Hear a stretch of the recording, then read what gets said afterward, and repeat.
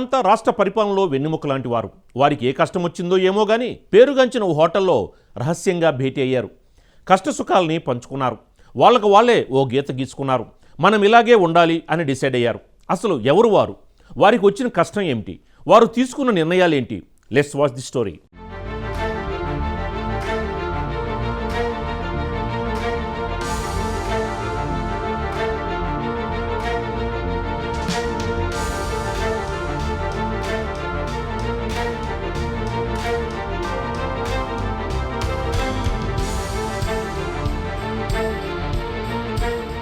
వికారాబాద్ జిల్లా కలెక్టర్పై జరిగిన దాడిపై రాష్ట్ర ఐఏఎస్ల సంఘం అంతర్మథనంలో పడింది. తమపై ఎలాంటి రాజకీయ ఒత్తిళ్లు లేవని, రానున్న రోజుల్లో తమపై ఎలాంటి ఒత్తిళ్లు తీసుకురాకుండా చూడాలని ప్రభుత్వానికి ఐఏఎస్లు సూచిస్తున్నారు. ఈ విషయాన్ని ప్రజల్లోకి బలంగా తీసుకెళ్లాలని, పేదల కోసం పనిచేయడమే తమ విధి అని, ఆ దిశగానే తామంతా రాష్ట్ర అభివృద్ధిలో భాగస్వామ్యం అయ్యామని, ఈ విషయాన్ని అన్ని రాజకీయ పార్టీల నాయకులు, ప్రజలు గమనించాలని ఐఏఎస్లు విజ్ఞప్తి చేస్తున్నారు. ఇప్పటికే వికారాబాద్ జిల్లా కలెక్టర్పై జరిగిన దాడిని రాష్ట్ర ఐఏఎస్ల సంఘం ఖండించగా, రానున్న రోజుల్లో పాలనపై రాజకీయ ఒత్తిళ్లు లేకుండా తీసుకోవాల్సిన చర్యల గురించి పలువురు ఐఏఎస్లు సమావేశమై చర్చించినట్టుగా తెలిసింది. ఈ రహస్య సమావేశంలో భాగంగా తమకు వివిధ రాజకీయ నాయకుల నుంచి వస్తున్న ఒత్తిళ్లు, ప్రభుత్వం నుంచి వస్తున్న ఇబ్బందులను ఎలా అధిగమించాలి, తమ పాలనపై ఎలాంటి రాజకీయ నాయకుల ప్రభావం లేదన్న విషయాన్ని ప్రజల్లోకి ఎలా తీసుకెళ్లాలన్న దానిపై ఈ సమావేశంలో ఐఏఎస్లు చర్చించినట్టుగా తెలిసింది.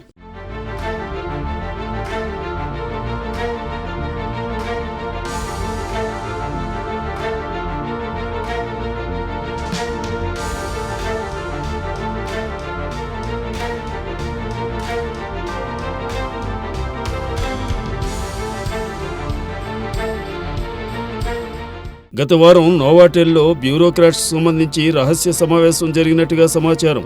దీనికి ఓ సీనియర్ ఐఏఎస్ అధ్యక్షత వహించారని, ఐఏఎస్లపై జరిగిన దాడులు, కేసులకు సంబంధించి వారంతా సీరియస్గా చర్చించినట్టు తెలిసింది.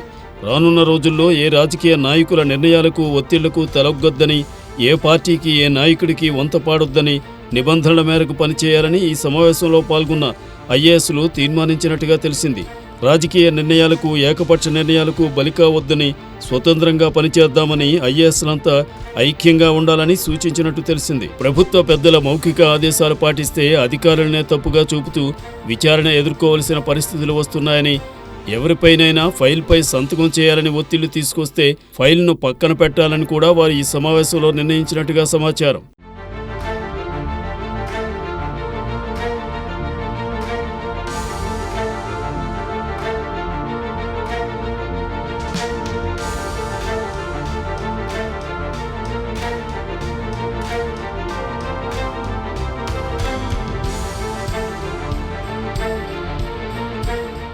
రానున్న రోజుల్లో కలెక్టర్లను ఎవరు కించపరిచినా సహించేది లేదని, ఆత్మగౌరవంతో పనిచేద్దామని, పేద ప్రజలకు న్యాయం చేయడమే లక్ష్యంగా ముందుకు సాగాలని వారంతా నిర్ణయించినట్టుగా తెలిసింది. దీంతోపాటు కొందరు జూనియర్ ఐఏఎస్ల పనితీరు, వారి వివాదాస్పద నిర్ణయాల వల్ల కూడా ప్రజల్లో పలుచనవుతున్నామని, రానున్న రోజుల్లో ఆలోచించి సీనియర్ సలహాలతో ముందుకెళ్లాలని సీనియర్ ఐఏఎస్లు సూచించినట్టుగా తెలిసింది. అయితే ఈ ఐఏఎస్ల సమావేశంలో కొంతమంది మాత్రమే పాల్గొన్నారని, మరికొందరు సీనియర్ ఐఏఎస్లు ఈ సమావేశానికి డుమ్మా కొట్టారని, మరికొందరిని కావాలనే ఈ సమావేశానికి పిలవలేదన్న గుసగుసలు వినిపిస్తున్నాయి. ఏదేమైనా వికారాబాద్ కలెక్టర్పై జరిగిన దాడి, అమోయ్ కుమార్ను ఈడీ విచారణకు పిలిపించడం లాంటి పరిస్థితుల నేపథ్యంలో ఐఏఎస్లు ఈ రహస్య సమావేశం నిర్వహించడం ప్రస్తుతం హాట్ టాపిక్గా మారింది.